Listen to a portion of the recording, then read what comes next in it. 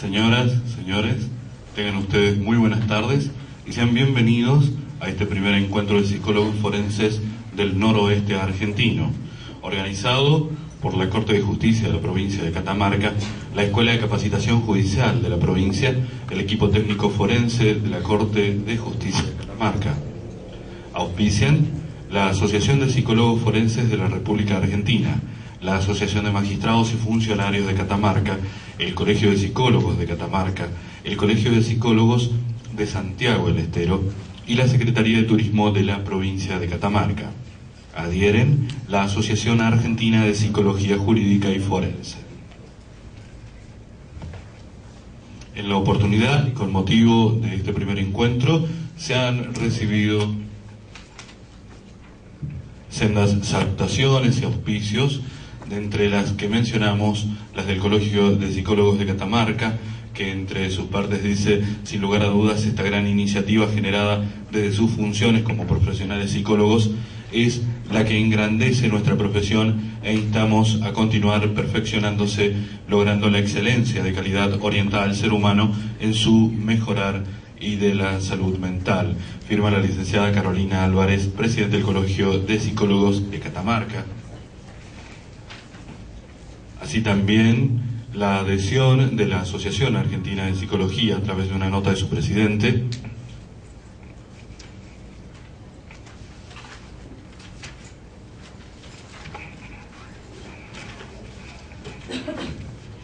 Y la resolución número 10/2012 del Colegio de Psicólogos de Santiago del Estero, también auspiciando y adhiriendo a este evento.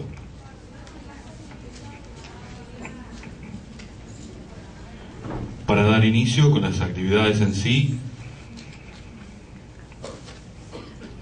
escucharemos las palabras de bienvenida a cargo de la licenciada Carolina Álvarez, presidente del Colegio de Psicólogos de Catamarca, y la licenciada Mónica Liliana Weinstein, del equipo técnico forense del Poder Judicial de la provincia de Catamarca.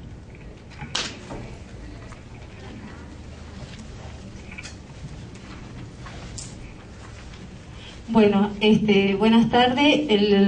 Como presidente del Colegio de Psicólogos de acá de Catamarca, le damos la bienvenida a todos los profesionales que se acercaron para reflexionar acerca de la psicología forense. Es el primer encuentro que se hace acá en Catamarca.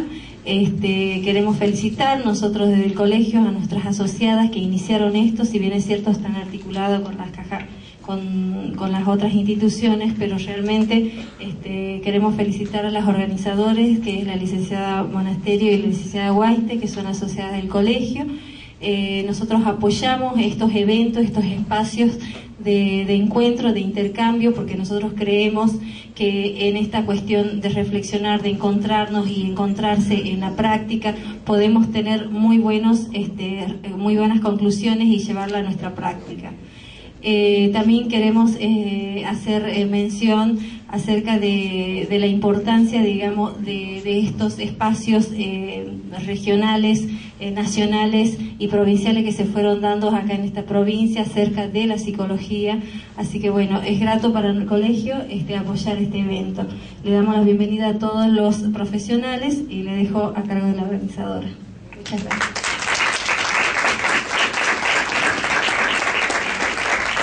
Buenas tardes, bienvenidos al primer encuentro de psicología forense del noroeste argentino. La psicología forense es una rama de la psicología jurídica que se ocupa de auxiliar el proceso de administración de justicia en el ámbito tribunalicio. Es una división de la psicología aplicada relativa a la recolección, análisis y presentación de evidencia psicológica para propósitos judiciales. Por lo tanto, incluye una comprensión de la lógica sustantiva y procesal del derecho en la jurisdicción pertinente para poder realizar evaluaciones y análisis psicológicos legales e interactuar apropiadamente con jueces, fiscales, defensores y otros profesionales del proceso judicial. También es función de los psicólogos forenses proveer recomendaciones con respecto a las condiciones de ejecución de la sentencia y el tratamiento que debe seguir el acusado, así como cualquier otra información que el juez requiera, como la referida a factores atenuantes, agravantes o eximientes, la valoración de la probabilidad de reincidencia y la evaluación de la credibilidad de los testigos. La psicología forense implica también capacitar y asesorar a los policías, criminalistas u otro personal oficial de las fuerzas públicas de seguridad para proveer la formación psicológica relevante para el perfilamiento criminal de presuntos actores. Es nuestra tarea posibilitar la construcción de redes que funcionen como sistemas de apoyo, de sostén emocional en las situaciones de crisis, por las cuales las familias recurren a las instituciones sociales, entre ellas el sistema judicial. La familia no puede resolver por sí sola su crisis cuando se produce la desconexión o ruptura en la comunicación entre los miembros, adopciones, divorcios, tutelas. La psicología forense puede y debe aportar sus conocimientos y metodologías elaboradas desde sus modelos técnicos, desde sus prácticas y en el marco constitutivo de la institución judicial, para aliviar el sufrimiento de las personas y preservando los derechos. La psicología forense se desarrolla dentro del ámbito jurídico específico, en sus órganos dependientes, y se caracteriza por tener técnicas propias, que la convierten en una ciencia auxiliar específica. La práctica del psicólogo forense surge de una demanda del campo jurídico para realizar asesoramientos, diagnósticos y otras intervenciones en relación al circuito judicial. Tratamos de encontrar alternativas nuevas para que los involucrados puedan funcionar y resolver desde sus recursos todos los conflictos que le vienen. Con el devenir de nuevos desafíos profesionales, un grupo de colegas, encontrándonos en el Congreso Anual de la Asociación de Psicólogos Forense, AFRA, en agosto del 2012, en la ciudad de Buenos Aires, nos propusimos iniciar un nuevo camino de intercambio profesional, promoviendo espacios científicos que ayudan a nuestra tarea profesional. Es así como Catamarca inicia el punto de partida de este nuevo camino, intercambiando todo material científico. La idea es que esto retome anualmente en cada ciudad. Agradecemos a nuestros colegas, compañeros de trabajo, al equipo profesional que nos acompaña cotidianamente para sostener este proyecto, deseándole que este encuentro sea fructífero para las prácticas profesionales de todos los presentes. Me gustaría finalizar tomando las palabras de Juan Manuel Serrat: caminante no hay camino, se hace camino al andar. Muchas gracias.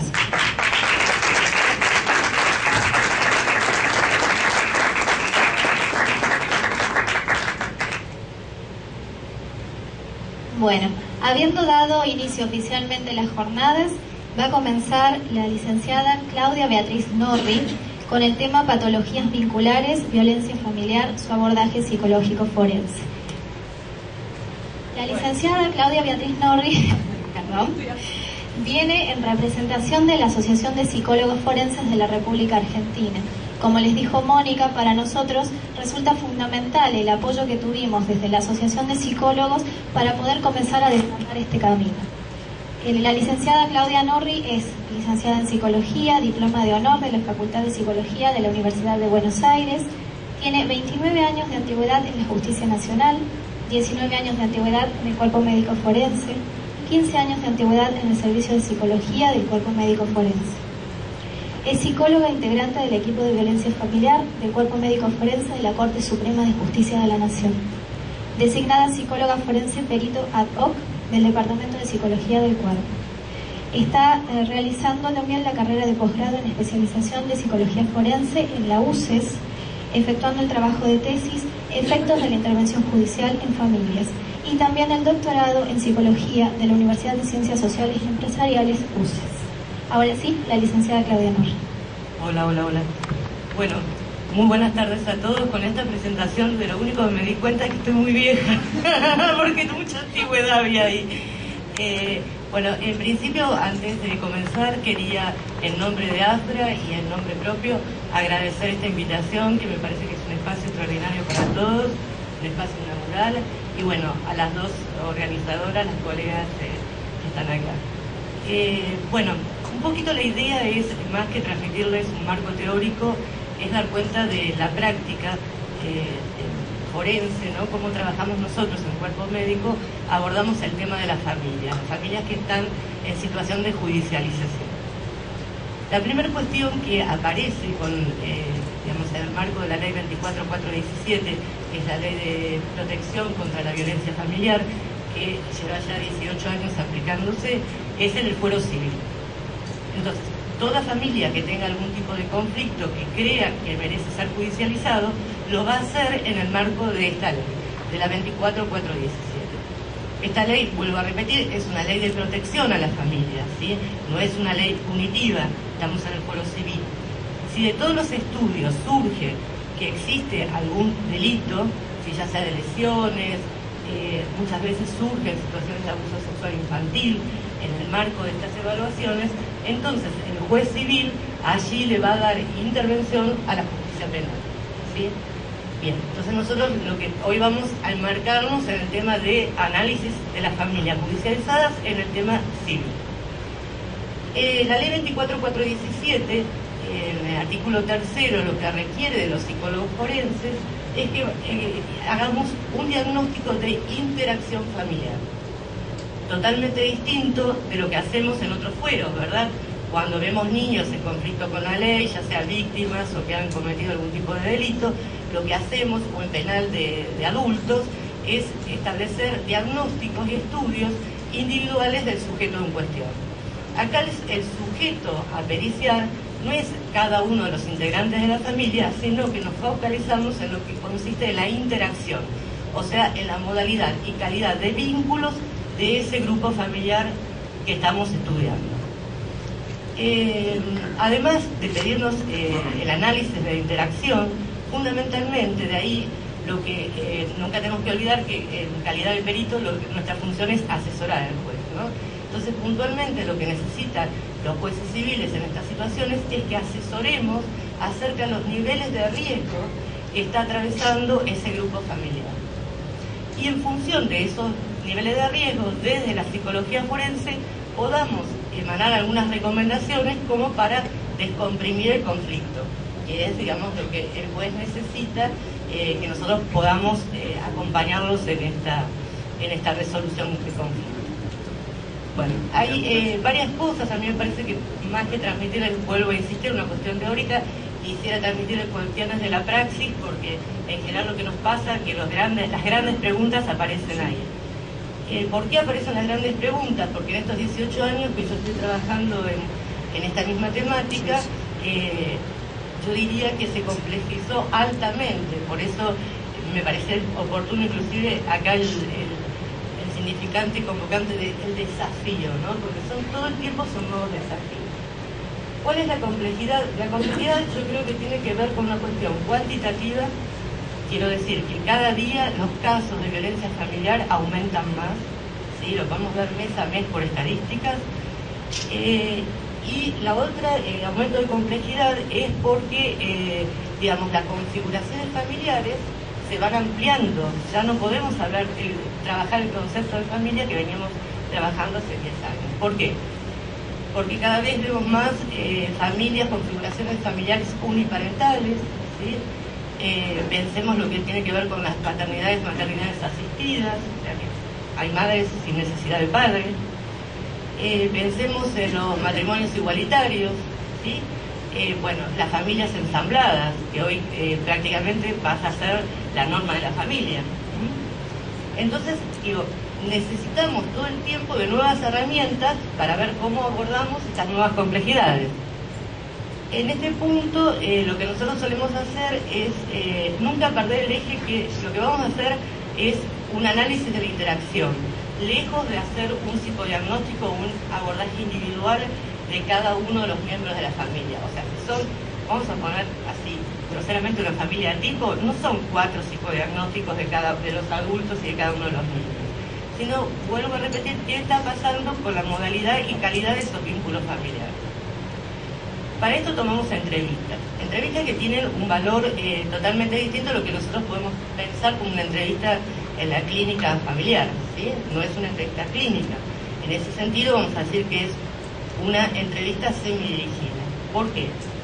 Porque yo pienso que el tema de un estudio pericial es una investigación dentro de una investigación más amplia, que es todo expediente, toda denuncia judicial plantea un trabajo de investigación para un juez. Y dentro de esa gran investigación está la pericia, que es una investigación establecida por el especialista perito en la materia que se le requiere. Para utilizar, entonces, para hacer una investigación, yo tengo que tener una metodología, tengo que tener un marco teórico. Digo, el marco teórico, en general, si estamos hablando de complejidad, me parece que no puede ser único, ¿sí? Sería muy arrogante pensar que desde un solo lugar se puede hacer una lectura tan compleja.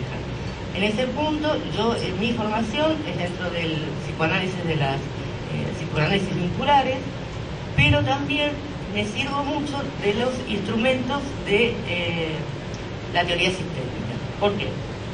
Pienso que la entrevista tiene que ser semidirigida, ¿sí? No es una entrevista abierta como podría ser en un contexto clínico. Porque yo estoy investigando, tengo que tener determinada línea de preguntas, ¿sí? Bien, o sea, focalizarme en aquello que quiero investigar. Entonces, estas entrevistas que se van a hacer en número de 2, 3 a 4, depende de la complejidad. Digo, en este punto yo siempre sostengo que el caso a caso es importantísimo. No, uno a priori no puede decir que para analizar una constelación familiar va a utilizar siempre las mismas herramientas y la misma cantidad de entrevistas. Entonces, dentro de esas entrevistas, la cuestión es focalizarse a hacer dos lecturas. Una lectura que es una lectura sincrónica, es decir, ¿qué está pasando con el aquí y ahora de esa familia? Es como una radiografía, ¿sí? como una instantánea. Y después, digamos, para poder recomendar y ver desde dónde surge el conflicto, nosotros como psicólogos siempre obviamente nos remitimos a la historia. Es imposible pensar en un llegar aquí y ahora sin remontarnos a la historia. Esta historia va a tener que ver con un eje diacrónico, ¿sí? Entonces, en el eje sincrónico lo que vamos a utilizar, hay dos tipos de escalas, y en realidad uno podría decir que vienen más desde las teorías sistémicas, que son las Tidernand y las Bjarne. Si después ustedes quieren material, me dicen dónde las envío y ahí remiten el material y después vemos cómo lo tenemos todo. Pero en realidad lo que estas escalas permiten, ¿sí?, es observar determinadas cuestiones de la dinámica. Por ejemplo, la entrevista obviamente es vincular. Dentro de esa entrevista vamos a hacer lectura del lenguaje verbal, pero también una lectura del lenguaje anafórico. O sea, es importantísimo cómo los gestos, ¿sí?, acompañan el discurso verbal. Y muchas veces cómo no acompañan, es decir, cómo divergen. Yo siempre pongo el ejemplo de hace unos años atrás, donde tenía una mamá que había que además evaluar la capacidad que tenía para ejercer el rol materno, y esa mamá desde lo verbal, digamos, se metía muy bien, ¿no? Entonces decía lo atenta que estaba siempre al cuidado de su chiquito, los horarios, el pediatra, etcétera, etcétera. Su chiquito era un bebé, y en un momento cuando hace un gesto, yo siempre digo, menos mal que estaba el cochecito abajo, el bebé directamente se le cae de los brazos. ¿Sí? Era una mamá que no podía ni hacer holding, ni sostener. Entonces digo, evidentemente ahí fue un buen valor diagnóstico, la divergencia entre el discurso hablado, ¿sí?, el lenguaje, y el discurso anafórico. Bueno, después otra de las cuestiones importantes que veo de aquí ahora es si hay alianzas, ¿sí?, en las familias. Esto es muy común, por ejemplo, en los divorcios controvertidos, que hay alianzas que implican identificaciones, donde a lo mejor el varoncito, ¿sí?, de la familia está identificado totalmente al discurso paterno y la nena al discurso materno. Y, digamos, nosotros los psicólogos sabemos las consecuencias psíquicas que producen para los niños establecer alianza con los adultos. Bueno, después vemos jerarquías, hegemonías de discurso. Bueno, hay una serie de variables que la voy a pasar por alto porque me parece importante ir a las técnicas. Igual ese material lo van a tener. En cuanto al valor histórico, sí, decíamos el eje diacrónico, tenemos técnicas, lo que decimos técnicas de producción conjunta, que es una vuelta de tuerca desde el psicoanálisis vincular de lo que serían las técnicas proyectivas. En estas hay varias técnicas, son muy interesantes. Hay una muy rica que se llama del dibujo conjunto. Entonces, está toda la familia y se le pide, la consigna es esta, que cada uno elija un color. Y se le dice que además tiene que mantener el color que eligió durante toda la técnica. Ahí ya empezamos a tener indicadores, ¿no? Digo, el que elige el negro, el que elige el amarillito o el rosa y muy pálido que después no se ve y la producción se pierde resaltando el color negro. O sea, ¿qué color elige para representar? Otra cuestión es que vemos muy interesante cuando los niños a la mitad de la técnica empiezan a decir no, yo quiero el color de él, y mamá y papá autorizan, pobrecito, ¿no? Y ahí estamos trabajando límites, digo, es disparador de muchísimas cuestiones. Y después, bueno, digamos, la consigna es que entre todos dibujen algo. Bueno, ¿qué hacen cuando uno dice entre todos? ¿Pueden un entre todos? ¿Hay un entre todos?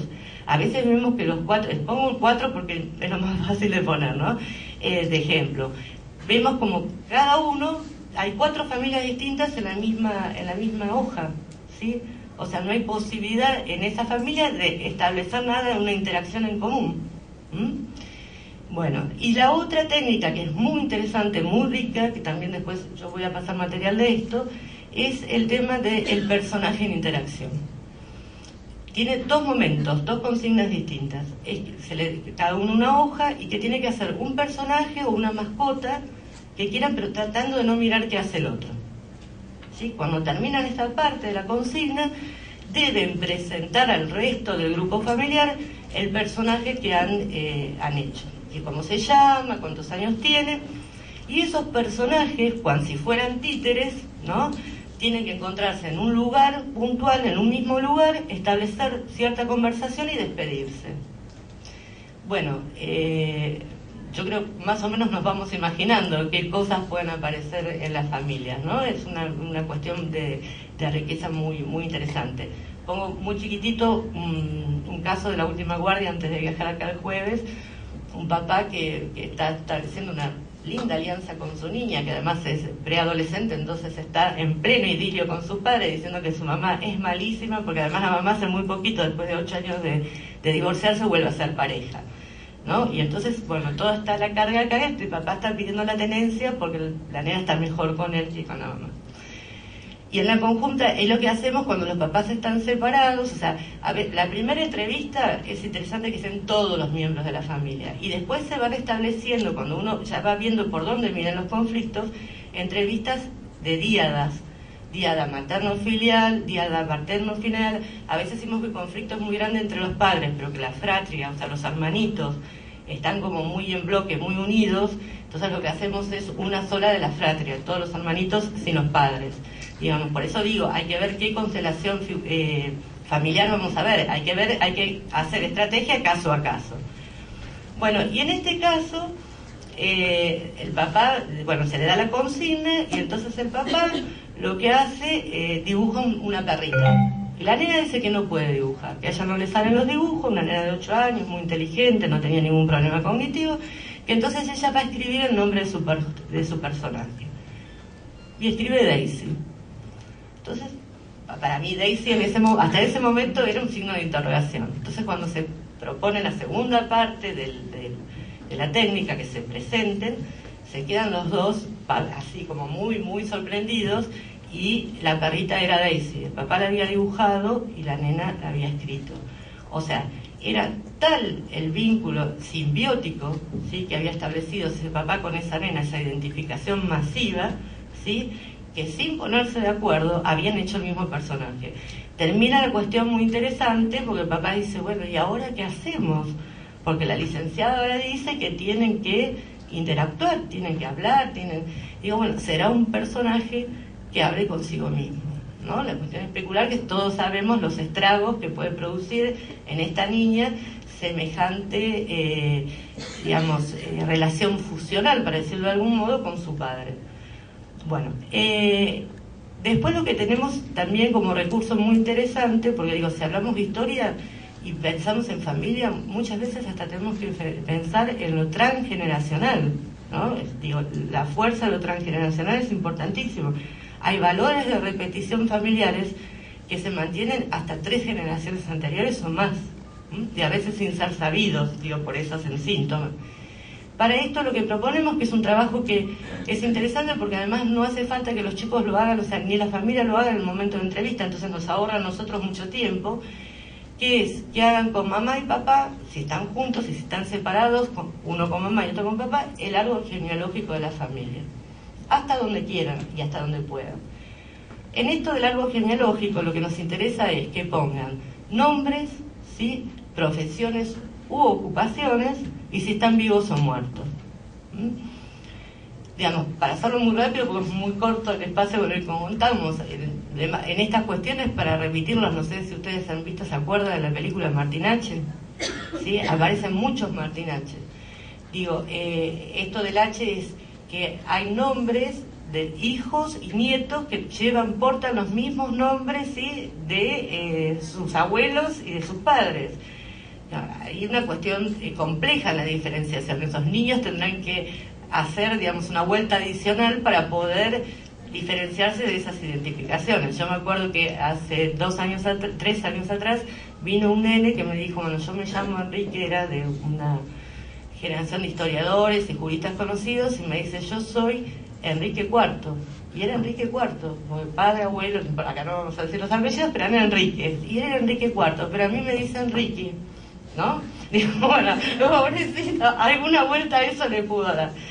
Bueno, esto en cuanto al árbol genealógico, surgen otras cosas muy interesantes que surgen, hijos fallecidos donde aparecen otros hijos que portan el mismo nombre, y entonces uno puede darse cuenta a qué vino ese niño, ¿sí? Y qué cuestión, qué movida habría que hacer desde lo terapéutico, para que este niño se corra de ese lugar.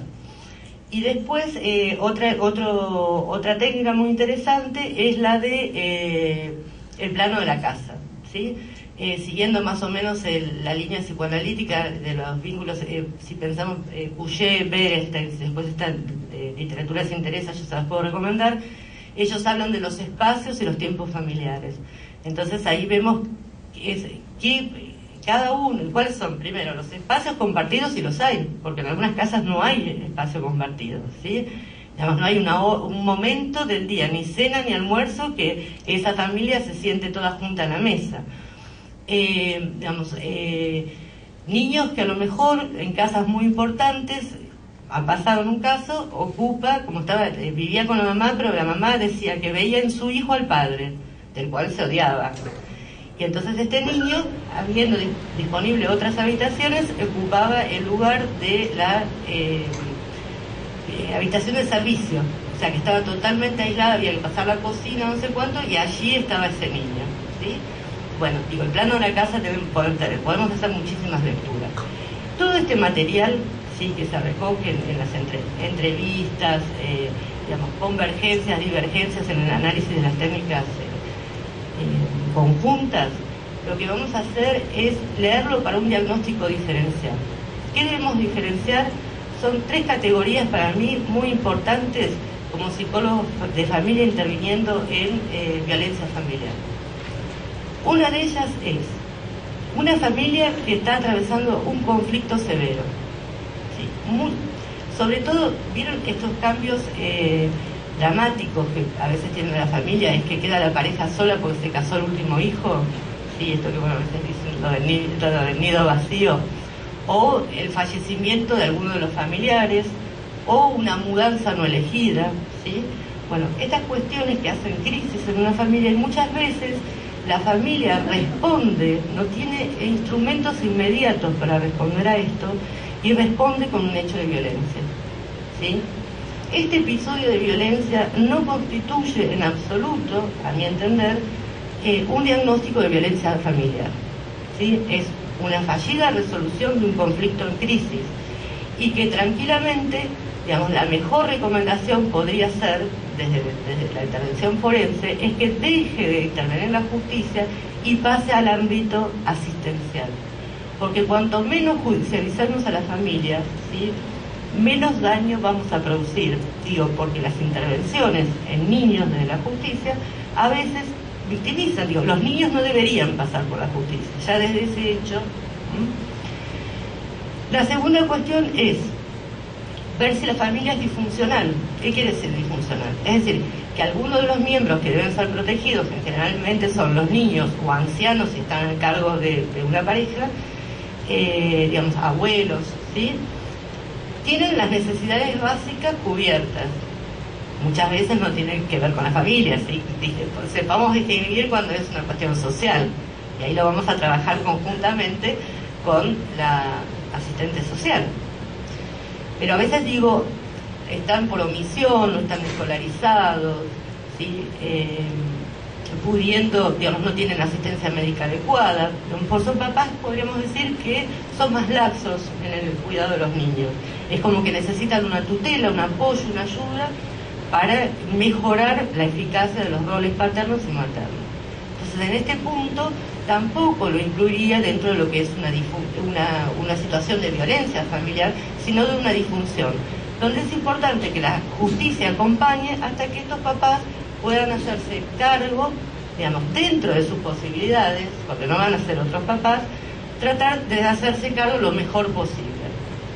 Y lo que sí yo llamo violencia familiar es lo que había aparecido hoy en el programa como la verdadera patología, lo que yo digo, esa es la patología vincular.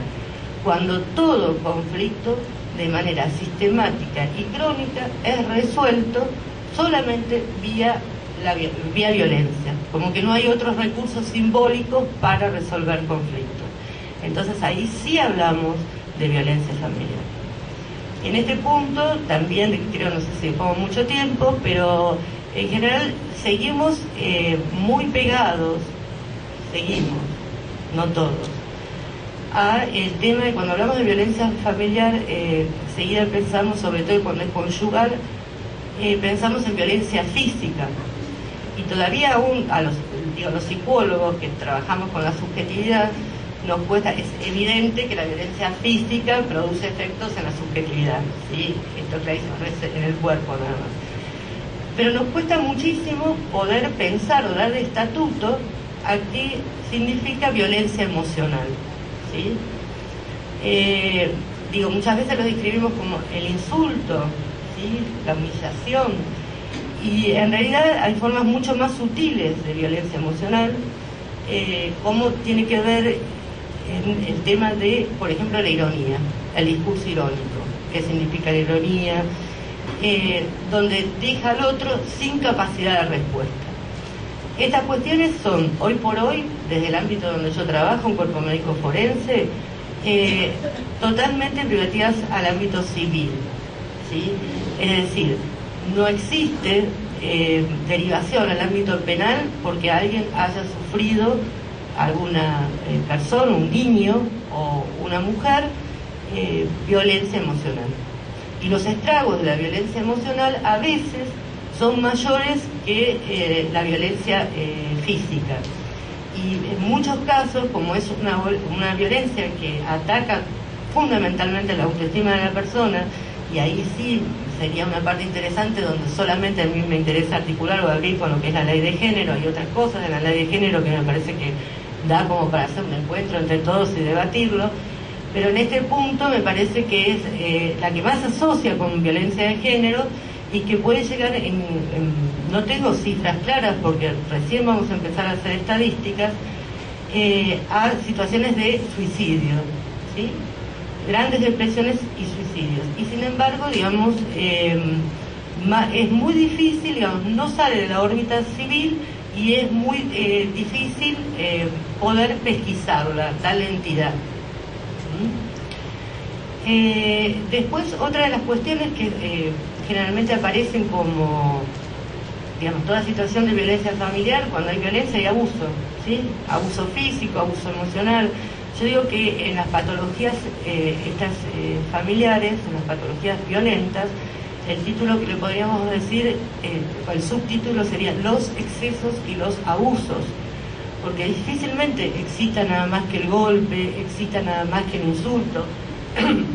Generalmente, a veces del lado del supuesto victimario, digo supuesto porque esto tendríamos que hablarlo, pero hablemos de supuesto por el acotado tiempo que tenemos. Vamos a tener exceso de alcohol, muchas veces encontramos exceso de droga, lo que nosotros pondríamos en la lista de factores de riesgo, ¿sí? Pero también encontramos excesos del lado de la supuesta víctima, porque generalmente entran en cuadros de depresión, entonces, digamos, están con toda esta cuestión psicofarmacológica, ¿sí? Que entran en estos estados narcóticos de necesidad de desconexión. Y dentro de todos esos abusos pondría algo que está aconteciendo muchísimo y aparece muchísimo cada vez más también, es el tema de los abusos sexuales intrafamiliares, y especialmente los abusos sexuales infantiles, ¿sí? Intrafamiliares, padres que abusan de sus hijos. Cuando esta situación aparece en el marco de un análisis de interacción familiar, nuestra obligación, obviamente, es denunciarla, no solamente en nuestro carácter de perito, ¿no? Sino, digamos, no sé si hay algún colega que no está trabajando en justicia, por la ley está obligado a denunciarlo como medida de protección, ¿sí? A todo menor o todo incapaz. Entonces, digo, cuando aparecen estas situaciones de abuso sexual infantil, ahí lo que se hace es dar intervención a la justicia. Y dentro de la justicia penal, digamos, lo que se hace es intervenir, por un lado, y acá sí ya cambiamos el eje para un poco la contraposición de lo que veníamos haciendo en civil, es hacer un diagnóstico del niño, ¿sí? Supuesto víctima sexual, individual, un diagnóstico individual, donde generalmente los puntos de pericia que se nos piden, requieren los magistrados, los fiscales, de nuestra intervención, es ver si hay alguna secuela del daño psíquico compatible con victimización sexual. Y algunos más, algunos otros puntos de pericia muy pertinentes y otros que, digamos, escapan a cualquier cuestión, porque deberíamos ser, yo digo, si pudiéramos resolver algunos puntos de pericia de eso sería maravilloso, porque en realidad estaríamos trabajando de magos y ganaríamos, o de adivinos, y ganaríamos mucho más. Pero bueno, esto de decir fehacientemente, no sé si a ustedes, a nosotros un pase que unos puntos de pericia que venían muy seguido, y que bueno, ahora estamos trabajando con muchos magistrados y todo para poder intercambiar y ver hasta dónde se pueden las cuestiones, ¿no? Nosotros siempre decimos que la psicología no es una ciencia de lo fehaciente, que para poder hacer un dictamen fehaciente deberíamos haber sido un testigo presencial, es la única forma, y que generalmente justamente los delitos de abuso sexual no se hacen frente a testigos. Entonces lo que nosotros sí podemos colaborar como peritos psicólogos en el asesoramiento del magistrado es que hemos tenido, que después yo sé que hoy más tarde va a estar la intervención de profesionales de 250, que hemos tenido un testimonio, ¿sí? Tomado por un especialista del niño, donde el niño atestigua lo que le pasó, y hemos tenido un psicodiagnóstico con todas las técnicas necesarias para decir, bueno, si existen esas secuelas, ¿no? Y cuántos indicadores van en ese sentido, ¿sí? Una sola cosa más, y después hacemos el análisis, otro equipo, el análisis de la víctima, del supuesto victimario, y estas son las dos cuestiones, elementos que tenemos para asesorar al juez en esta materia.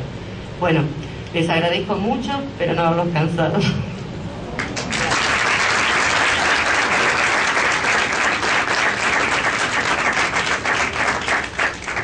Muchas gracias, Claudia. El espacio de preguntas lo vamos a habilitar al final de la mesa. Generalmente suele pasar que cuando están hablando se nos ocurren muchas cosas y después ya no nos acordamos que queríamos preguntar. Si quieren ir anotando, ¿sí? Como para que podamos tener ese espacio. Ahora va a seguir el psicólogo Manuel Edgardo Quiroga con el tema Psicología Forense, interrogantes e interpelación a la práctica en el actual escenario de violencia generalizada. Edgardo, para nosotras, es ex psicólogo del Hospital Provincial de Urgencias de Catamarca, ex psicólogo del Centro de Orientación de Catamarca, ex psicólogo de los Juzgados de Menores y Cámaras Penales del Poder Judicial de Catamarca, actual psicólogo forense del Cuerpo Interdisciplinario Forense del Poder Judicial de Catamarca, miembro fundador de la Asociación de Psicólogos Forenses de la República Argentina, APFRA, miembro fundador de la Asociación Iberoamericana de Psicología Jurídica. Bueno, muy buenas tardes. Debo reconocer que, mientras escuchaba acá a la colega, no puedo evitar sentirme atravesado, digamos, yo diría, por profundas emociones, porque primero me encontré con Lilia de Tucumán, que hace 20 años nos encontrábamos recorriendo congresos, jornadas, y se crea, digamos, la Asociación Forense de la República Argentina en Buenos Aires. Así es. Y viene a mi memoria colegas hace muchos años que estuvieron acá en Catamarca, los cuales lamentablemente hay dos que ya no están, que fueron grandes colaboradores de la asociación. Estuvieron acá en la corte, lo presentamos, porque ellos presentaban a su vez un libro que se llamaba Actividad Pericial. Entonces digo, encontrarme con ustedes acá en este momento, dije, bueno, es un poco compatible con mis ideas, porque en realidad lo que yo me había planteado era un público así donde haya empleados, defensores, fiscales, jueces, defensores, etcétera, etcétera, ¿no? Colegas, por supuesto, trabajadores sociales también. Entonces, cuando las chicas me invitan a participar de esta jornada, surgió un poco la idea esta de la historización de la práctica acá en Catamarca, porque uno ha sido uno de los primeros, digamos, lanzadores en esos años, y bueno, han transcurrido varios, ¿no? Porque uno dice, bueno, creo que cuando uno empieza a envejecer lentamente es cuando más empezamos a recordar, y hay que aceptarlo porque es bueno eso, incluso para transmitirlo. Entonces cuando me ponía a escribir algunas cositas ahí, siempre estaba atravesando las emociones, los afectos fundamentalmente. Y pensé un título así muy extraño, ¿no? Porque son las preocupaciones que a lo largo de estos años he tenido siempre en la institución judicial. Algunas se pudieron canalizar, hubo respuestas, otras no. Pero coincide que justamente el título de la jornada es Los nuevos desafíos. E indudablemente que la articulación jurídica psicológica siempre va a tener desafíos, como en todas las prácticas, digamos así, ¿no? Y más donde hay estructuras de poder de alto vuelo, digamos, como pueden ser el discurso jurídico, ¿no es cierto? Ahora bien, ¿por qué esto de interrogante e interpelación? Porque me parece que es un buen aprendizaje esto de interpelarnos, es decir, en el sentido de cuestionarnos un poco más, cuestionar con mucho respeto a lo que uno va viendo, observando, por lo menos que nos puedan escuchar, e interrogantes porque cada paso que uno ha ido y sigue dando, indudablemente se abren muchísimos interrogantes, ¿no? Respecto obviamente a la práctica, pero las cosas que yo dije voy a escribir tienen que ver con todo el ámbito judicial. Y en realidad mi pretensión muy humilde es hoy, más que presentación de casos, más que un argumento teórico conceptual, era que lo que pueda decir genere como un disparador para que todos podamos pensar. Creo que ese es mi objetivo. Entonces las cosas que puedo lanzar hoy seguramente va a generar muchos interrogantes en todos, y repito, desde la Corte de Justicia para abajo, todo incluido. Y esta interpelación es no solamente a la práctica de uno, insisto, ¿no? Sino también a toda la esfera, digamos, judicial. Y el objetivo sigue siendo el aprendizaje, no es una crítica por criticar, sino para que podamos reformular o buscar, digamos, otras salidas, digamos, a los problemas, ¿no? Y después dice violencia generalizada. Sí. De 20 años a esta parte, yo creo que todos somos testigos, por lo menos la gente de la edad de uno, se ha instalado un cuadro de violencia, digamos, generalizada, bastante significativo. Yo no sé qué pensará cada uno de ustedes, pero en todos los ámbitos, en todos los ámbitos, sin excepción. Habrá muchas teorías seguramente, muchas exposiciones, muchos fundamentos sobre esta situación que estamos viviendo, creo que en todo el mundo, ¿no? Pero los que estamos acá en la Argentina y más acá en Catamarca lo estamos observando con mayor detenimiento.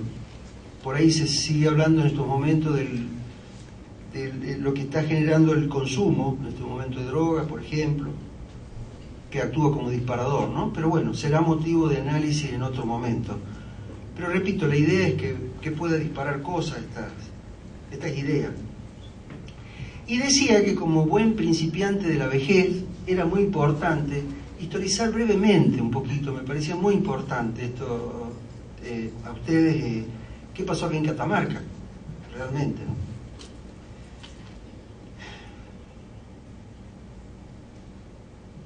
Entonces lo primero que surge es este inicio que tuvo que ver en los ámbitos hospitalarios. No empezó como una cuestión virginal, original, digamos, en la institución judicial, sino que empezó nuestra tarea, me estoy refiriendo, perdón, empezó estructurada, digamos, desde los hospitales. Por eso mi antecedente figura el hospital de urgencia. Yo era psicólogo, jovencito esos años, y empiezo a tener contacto personal porque de la justicia nos pedían, a los psicólogos que estábamos en ese momento en el hospital San Juan, creo que había 1 o 2, mujeres, chicas, empiezan a pedir, obviamente, la cuestión pericial, lo que implicaba tener que hacer las valoraciones pertinentes, digamos, en el hospital. Y el gran bautismo de fuego fue la participación en los juicios orales. Teníamos que ir, nunca me olvido como anécdota que el primer juicio me llaman, era una persona, bueno, que había hecho un estudio y una pericia, y yo llego obviamente como iba al hospital, que era una camisita, un pantalón y una chaquetillita blanca, porque teníamos que estar de blanco ahí dentro del hospital. Por supuesto no sabía que los magistrados todos con saco y corbata, que todos estaban paquetes ahí y uno llegaba de esa manera. Por supuesto no hubo problema, cuento como anécdota porque uno todavía no tenía la dimensión de lo que iba a venir después y lo que hoy está presente. O sea que el comienzo fue, digamos, vinculado hacia las instituciones hospitalarias. Por eso en ese sentido, algunas cositas quiero leer, perdonen si por ahí hago este tipo de sistematización porque me interesa lo que se me ocurrió una noche ponerme a escribir. En ese sentido, digo, recurriré a los distintos interrogantes, obstáculos, desafíos, acuerdos y desacuerdos en la articulación del discurso psicológico jurídico, atravesando un camino muy, muy sinuoso, con muchos límites, pero con una apertura permanente al conocimiento y al aprendizaje. Pasaron 28 años, qué bárbaro, pasaron 28 años. Después del hospital se crean los juegos de menores, y ahí es donde comienza la participación ya más judicial específica con los psicólogos, que éramos 2 o 3 nada más. Y obviamente, entre medio de eso, decía que estaba la participación también en las cámaras penales, porque nos solían llamar para dar, yo diría, como testimonio y explicación y asesoramiento a los jueces que tenían que dictar sentencia. Imagínense, en esos años había que dar toda una serie de, yo diría, de clase magistral y fundamentar cada palabra, cada coma, porque estaban los abogados, los fiscales, los abogados defensores y, bueno, era toda una serie de contextos de preguntas y había que estar bien sólido así en el conocimiento, ¿no? Luego se crea el cuerpo interdisciplinario forense, donde hoy estamos, digamos, con un equipo donde hay 5 psicólogos, como 13, 14, 15 trabajadores sociales, hay 3 médicos psiquiatras. Se crea la oficina de atención a la víctima también dentro de la institución judicial. Últimamente el equipo técnico de familia. En eso quiero hacer una pequeña observación, ya empezar a interpelar, ¿no? Porque creo que todavía no se ha medido la dimensión que tiene el sistema colapsado a partir de la casuística existente. Entonces, por ende, hay un nivel de exigencia que sobrepasa todos los niveles de tolerancia que puede tener un profesional. Lo tengo que decir porque es muy importante que esto, y si se graba mejor para la Corte, porque ha llegado la hora también que justamente los grandes desbordes, el no poder dar cuenta por la cantidad de gente y demanda que hay, no puede un equipo de familia, en este caso, contar con tan pocos profesionales y en un espacio físico que es inhabitable. Me parece muy importante manifestarlo a esto, porque esto va a motivar que haya que tomar las medidas pertinentes para que se pueda desarrollar bien la tarea. Lo último parece, y esto es interesante, especialmente a los psicólogos, porque con la nueva ley de salud mental nos comienzan a llamar, estamos haciendo pininos recién, para las juntas de reconocimiento, que antes era junta de reconocimiento médico y ahora es junta de reconocimiento médico psicológico. ¿Por qué?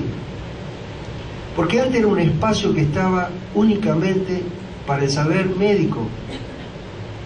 O sea, como que la salud mental estaba atravesada únicamente por el discurso médico.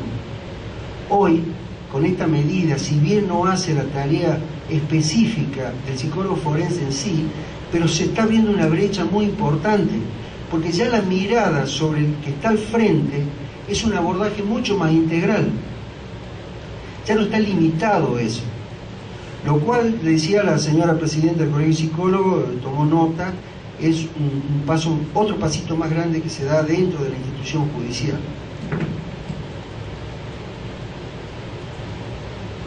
Progresivamente se comienza a designar colegas en el interior,